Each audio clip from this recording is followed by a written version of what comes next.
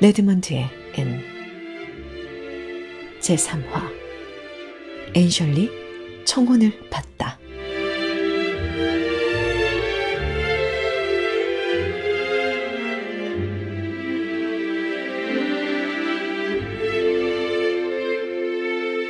얘들아, 오늘 뭐 할 거니? 토요일 오후 필리파가 앤의 방에 들어오면서 물었다. 공원에 산책 가려고. 블라우스 만들던 거 끝내야 되는데 집에 있기엔 너무 아까운 날씨야. 이런 날은 공기부터 마음을 들뜨게 하는 것 같아. 그래서 우리 공원에 산책 가기로 한 거지. 그 우리의 너랑 프리실라 말고 다른 사람도 있는 거야? 길버트하고 찰리도 같이 가기로 했어. 너도 같이 가면 좋겠는데? 필리파가 우울한 목소리로 대답했다. 하지만 내가 가봐야 들러리 신세밖에 더 되겠니? 필리파 고든으로서는 정말 색다른 경험이 되겠구나. 괜찮아. 새로운 경험이 시야를 넓게 해줄 거니까. 같이 가자.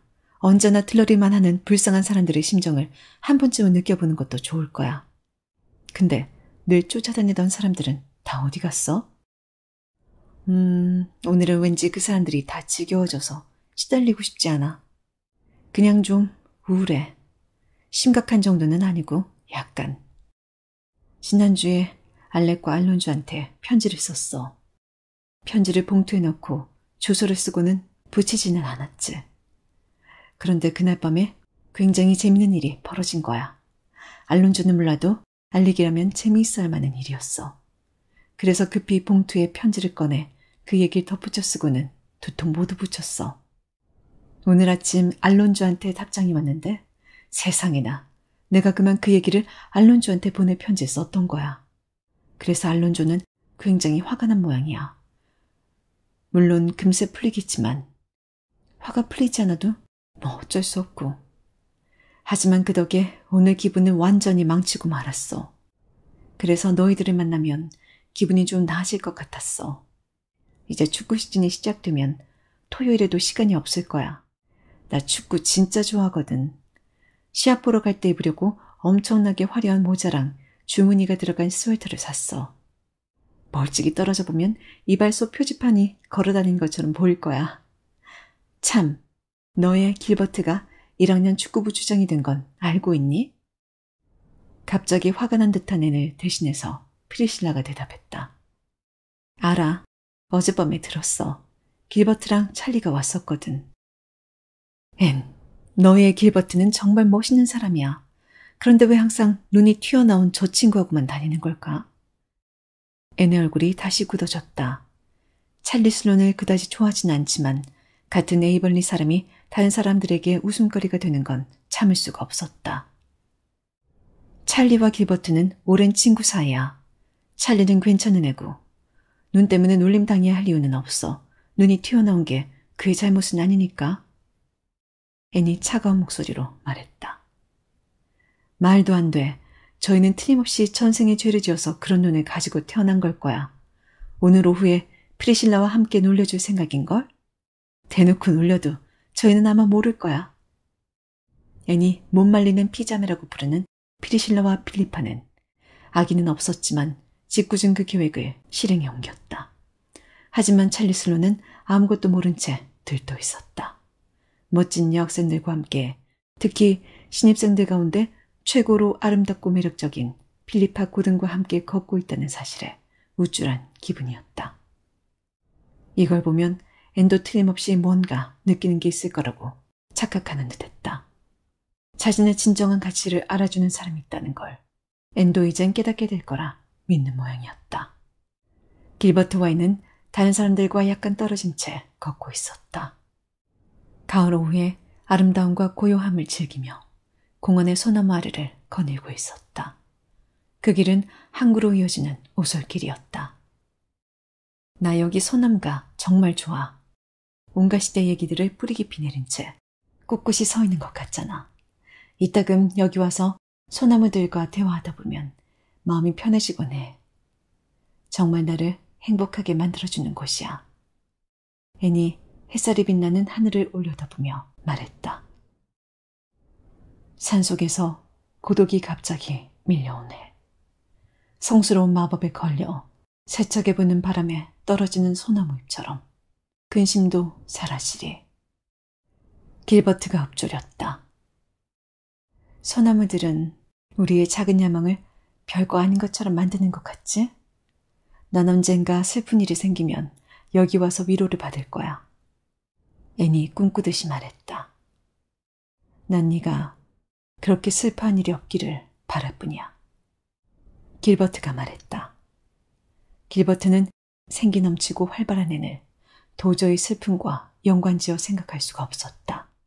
높이 날아오를수록 더 깊은 곳으로 떨어질 수 있다는 것을, 기쁨이 클수록 더욱 날카로운 고통을 느낄 수 있다는 것을 길버트는 모르고 있었다. 슬퍼할 일은 반드시 있을 거야. 언제일지 몰라도. 지금은 입술에 영광이라는 잔이 닿아 있지만 언젠가는 반드시 쓴맛을 보게 될 거야. 그건 모든 잔에 들어있는 거니까. 나도 언젠가는 그 맛을 보게 되겠지? 그 순간에 내가 강하고 용감했으면 좋겠어.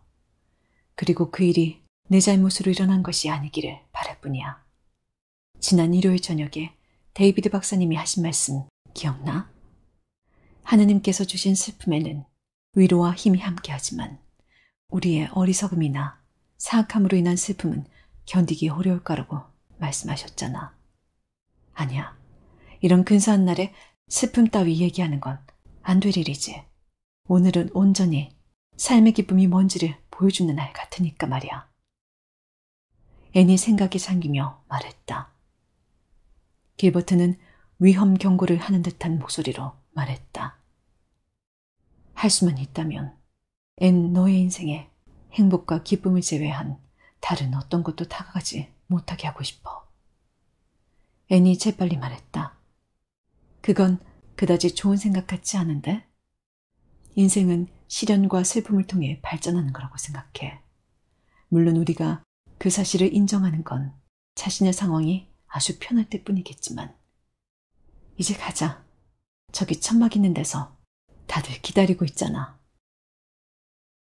레드먼드에서의 처음 3주일은 무척이나 길게 느껴졌지만 그 다음부터는 한 학기가 바람의 날개가 돋은 듯 순식간에 지나가 버렸다.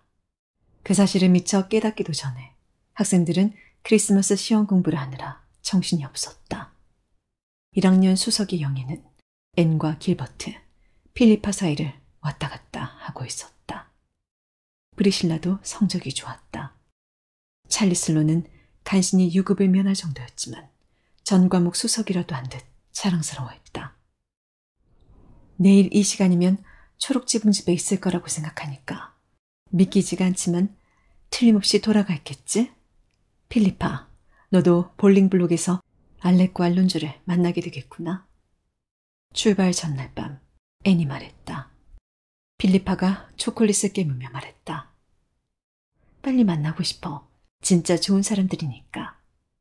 방학은 아주 근사하게 보내고 와야지.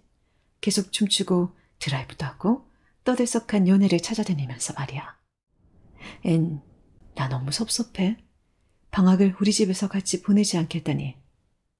필리파, 날 초대해줘서 얼마나 기쁜지 몰라. 나도 언젠가는 볼링블록에 가보고 싶어. 하지만 이번엔 안 돼. 집에 꼭 가야 하거든. 내가 얼마나 집에 가고 싶은지 넌 모를 거야. 필리파가 대수롭지 않은 듯 대답했다. 가봐야 할 일도 별로 없잖아. 바느질 모임이나 한두 번 있을까. 늙은 수다쟁이들이 네 뒤에서 험담이나 내려놓을 텐데. 넌 틀림없이 며칠 못 가 지루해질 거야. 에이번리에서 말이야? 앤이 우습다는 듯 물었다. 필리파, 그곳엔 사랑이 있어. 변하지 않는 따뜻한 사랑. 세상 어디에서도 그런 곳을 찾지는 못할 거야. 언제나 나를 기다려주는 견고한 사랑이지. 필리파는 조용히 자리에 서려나 초콜릿 상자를 밀쳐내곤 앤에게 다가와 다정하게 끌어안았다. 앤, 나도 너처럼 되고 싶어. 필리파가 진지한 목소리로 말했다.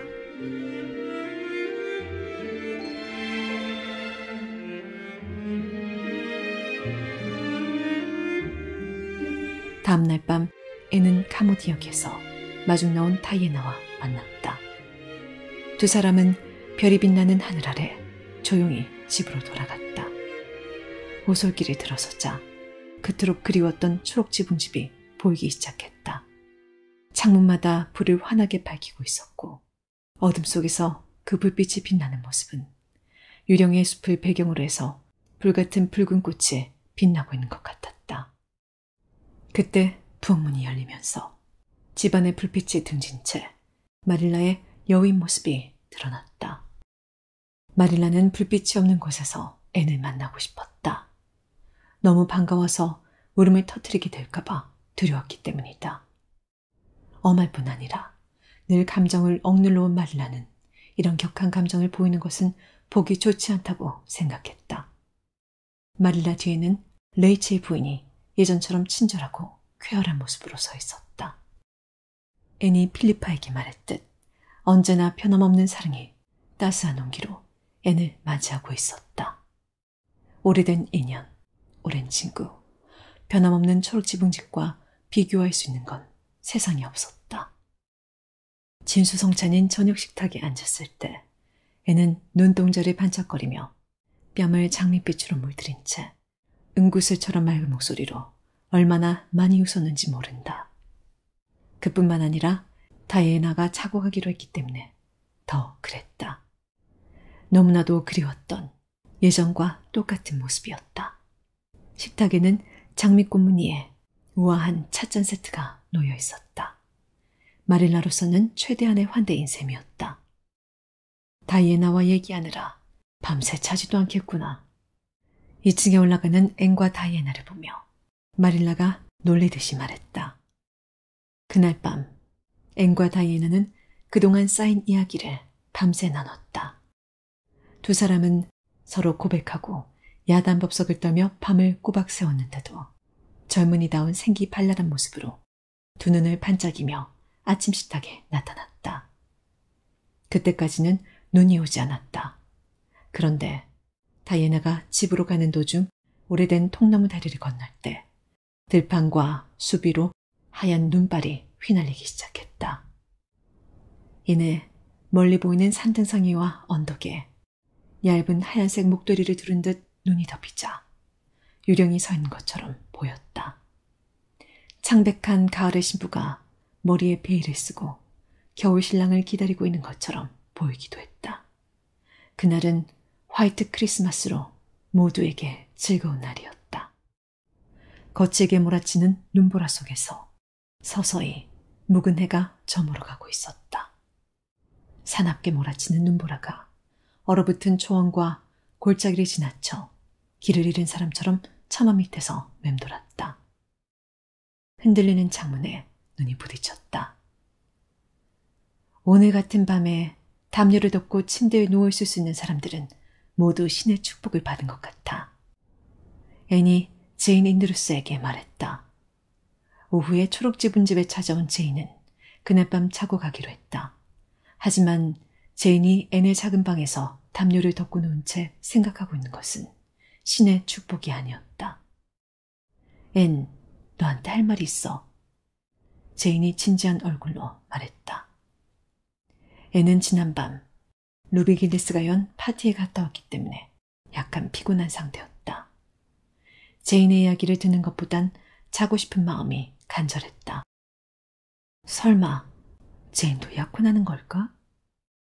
루비 길리스가 아가씨들한테 인기 좋은 스펜서 베일의 학교 선생님과 약혼했다는 소문도 있던데. 이제 얼마 있으면 우리들 중 나만 혼자 남게 되겠구나. 애는 졸면서 생각했다. 그리고는 큰 소리로 말했다. 어서 말해봐. 제인이 한층 더 진지한 목소리로 물었다. 앤, 너 우리 오빠 빌리를 어떻게 생각하니? 앤은 뜻밖의 질문에 깜짝 놀라 허둥지둥 생각하기 시작했다. 맙소사, 빌리 앤드루스를 어떻게 생각하냐고? 사실 앤은 둥근 얼굴에 실실거리며 웃기만 하는 착해 빠진 빌리 앤드루스에 대해선 이제까지 단 한 번도 진지하게 생각해 본 적이 없었다. 대체 누가 빌리 앤드루스에 대해 생각해 본 적이 있겠는가? 글쎄, 난 잘 모르겠는데, 제인. 정확하게 무슨 뜻이야? 앤이 더듬거리며 대답했다. 그러니까 우리 빌리 오빠를 좋아하냔 말이야. 제인이 노골적으로 물었다. 그건 말이야. 그래, 좋아하지, 물론. 앤은 쥐어짜듯이 대답을 했다. 하지만 그게 진실인지 앤 자신도 확신할 수 없었다. 분명히 빌리를 싫어하는 건 아니었다. 하지만 빌리가 시야에 들어와도 관심이 없었기 때문에 아무렇지 않게 좋다고 말할 수 있는 것만으로 정말 좋아한다 할 수 있는 것일까? 제인은 지금 무슨 말을 하고 싶은 걸까? 그러니까 남편과 물은 어떻게 생각하니? 제인이 차분하게 물었다. 남편이라고? 애는 빌리 앤드루스에 대한 자신의 생각을 정리하기 위해 침대에 일어나 앉았다가 그만 베개 위로 넘어져 호흡곤란이 올 정도로 깜짝 놀라고 말았다. 누구 남편 말하는 거야? 그야 당연히 앤 너지. 빌리 오빠는 너랑 결혼하고 싶어해. 오빠는 언제나 너한테 쭉 반해 있었으니까. 이제 아버지가 오빠 이름으로 농장을 물려주셨기 때문에 당장 결혼할 수 있게 됐어. 하지만 오빠가 수줍음이 너무 많아서 너한테 직접 얘기를 못하겠대. 그래서 내가 대신 전하는 거야. 나도 이런 메신저 역할 별로 하고 싶지 않지만 하도 귀찮게 굴어서 어쩔 수 없이 이렇게 물어봐 주는 거야. 앤, 어떻게 생각해? 이건 꿈일 거야. 어찌된 영문인지 잘 알지도 못하는 사람이나 싫어하는 사람과 결혼하거나 약혼하는 꿈을 꾸곤 했는데 지금 이것도 그런 악몽이 아닐까? 아니다. 지금 앤셜리는 눈을 크게 뜬 채 침대에 누워있다. 옆에는 제인 앤드루스가 있고 침착하게 오빠 빌리를 대신해서 무려 청혼이란 걸 하고 있었다. 애는 웃어야 할지 괴로워해야 할지 알 수가 없었다. 하지만 어느 쪽도 할 수 없었다. 제인의 감정을 상하게 할 수는 없으니까. 제인, 난 빌리하고 결혼할 수 없어. 그런 생각은 해본 적이 없는걸? 꿈에서도 말이야. 앤이 간신히 대답했다. 제인도 동의했다. 물론 그랬겠지. 오빤 부끄러움을 너무 많이 타서 이제까지 구원 같은 걸 할 생각조차 못했으니까. 하지만 잘 생각해봐, 앤. 빌리는 좋은 사람이야. 우리 오빠라서 하는 말이 아니라 나쁜 버릇 같은 것도 없고 훌륭한 일꾼이기도 해. 네가 의지할 수 있을 만한 사람이야. 덤불 속에 있는 새 2마리보다 내 손 안에 있는 새 1마리가 낫다. 라는 속담도 있잖아. 오빠 말로는 네가 원하면 대학을 졸업할 때까지 기다릴 수도 있대. 물론 오빠는 이번 봄 농사를 시작하기 전에 결혼하고 싶어 하지만 말이야. 항상 너한테 잘해줄 거야. 그건 장담할 수 있어, 앤. 나도 네가 내 올케가 된다면 정말 좋겠고. 제인. 난 빌리하고 결혼할 수가 없어. 앤은 다시 한번 괴로운 듯 대답했다. 어느 정도 정신을 차리자 약간은 화가 나기 시작했다. 정말 너무나도 우스꽝스러운 일이었다. 더 이상 생각할 것도 없어, 제인. 그러니까 빌리한테 분명하게 전해줘. 제인은 최선을 다했다는 듯 한숨을 내쉬었다. 나도 네가 승낙할 거란 생각은 안 했어. 오빠한테 이래봐야 소용없을 거라고 말했지만 오빠가 하도 고집을 부려서 그랬던 거야. 그만하자. 네 뜻은 분명히 알았으니까. 하지만 앤 네가 살면서 후회하는 일은 없길 바래. 제인의 말이 차갑게 들렸다. 제인도 앤이 빌리와 결혼하지 않을 거란 걸 잘 알고 있었다. 그래도 의지할 곳 없는 고하면서 에이번리의 앤드루스 가문의 사람을, 그것도 오빠를 거절했다고 생각하니 기분이 상하는 것도 사실이었다. 자만심이란 거 오래가지 못할 거야. 제인은 속으로 투덜거렸다. 어둠 속에서는 빌리 앤드루스와 결혼하지 않은 것을 후회할 일은 절대로 없을 거라고 생각하며 미소 지었다. 빌리가 이번 일로 마음이 많이 상하지 않았으면 좋겠어. 앤이 부드럽게 말했다. 제인이 갑자기 베개 위로 고개를 들었다. 오빠는 괜찮을 거야. 분별력이 있으니까. 오빠는 네티 블루잇도 많이 좋아하고 있어. 사실 어머니는 오빠를 네티와 결혼시키고 싶어 하셔. 그 애는 살림도 잘하고 알뜰하니까. 오빠도 너랑 결혼할 수 없다는 걸 확실히 알았을 테니 네티를 데리고 오겠지. 다른 사람들한텐 비밀로 해줘. 알았지? 절대 말하지 않을게. 앤도 빌리 앤드루스가 자기와 결혼하고 싶어 했다는 사실을 퍼뜨리고 다닐 생각은 꿈에도 없었다. 앤을 좋아한다면서 결국은 네티 블루잇과 결혼을 하겠다니 참 어이없는 일이었다. 이제 그만 자자. 제인이 말했다. 제인은 금세 잠들었다. 제인을 맥베스에 비유하는 건 심할지 모르겠지만 제인이 앤의 잠을 살해했다는 건 분명했다. 청혼을 받은 애는 새벽까지 잠들지 못한 채 뜬 눈으로 지새웠지만 머릿속에 떠오르는 생각은 낭만과는 거리가 멀었다. 다음 날 아침이 되어서야 애는 마음껏 웃을 수 있었다. 앤이 앤드루스 집안과 명예로운 혼담을 딱 잘라 거절한 데 대해 완전히 분이 풀리지 않은 상태로 제인이 돌아가고 나서야 애는 방에 들어와 문을 닫고 참았던 웃음을 터뜨렸다. 이렇게 재밌는 얘기를 다른 사람한테 할 수 없다니. 아까워서 어떡해. 하지만 어쩔 수 없지. 제인과 비밀을 지키기로 약속했으니까. 다이애나한텐 말하고 싶지만 그래서는 안 되겠지. 프레드한테 전부 말해버릴 테니까. 근데 청혼을 받다니. 나한테도 언젠가는 이런 날이 올 줄은 알았지만 대리인을 통한 청혼이라니 정말 생각지도 못한 일이야. 정말 웃긴데 한편으론 마음이 약간 아픈 것 같기도 해. 애는 입 밖에 내지는 않았지만 마음이 아픈 이유를 잘 알고 있었다. 애는 언제나 그림같이 멋진 청혼을 받는 꿈을 남몰래 키워오고 있었다. 그 꿈은 언제나 낭만적일 뿐 아니라 아름다웠다. 꿈속의 그 사람은 애니 황홀해하며 네 하고 대답할 수 있을 정도로 매력적인 왕자님이거나 검은 눈동자의 잘생긴 외모, 기품 있는 태도와 능란한 말솜씨를 가진 사람이었다. 거절할지라도 섬세한 표현으로 거절하기 때문에 승낙을 받은 사람처럼 앤의 손에 입 맞추고 영원한 사랑을 맹세하며 떠나가는 것이다. 그렇게 평생 자랑스럽기도 하고 약간은 애틋하기도 한 아름다운 추억으로 남아있어야 한다. 그런데 지금 그 가슴 뛰어야 할 경험이 정말 우스꽝스럽게 끝나버렸다. 빌리 앤드루스는 아버지가 농장을 주자 동생을 시켜 앤에게 청혼을 했고 앤이 거절하면 네티 블루잇과 결혼을 하겠다고 했다.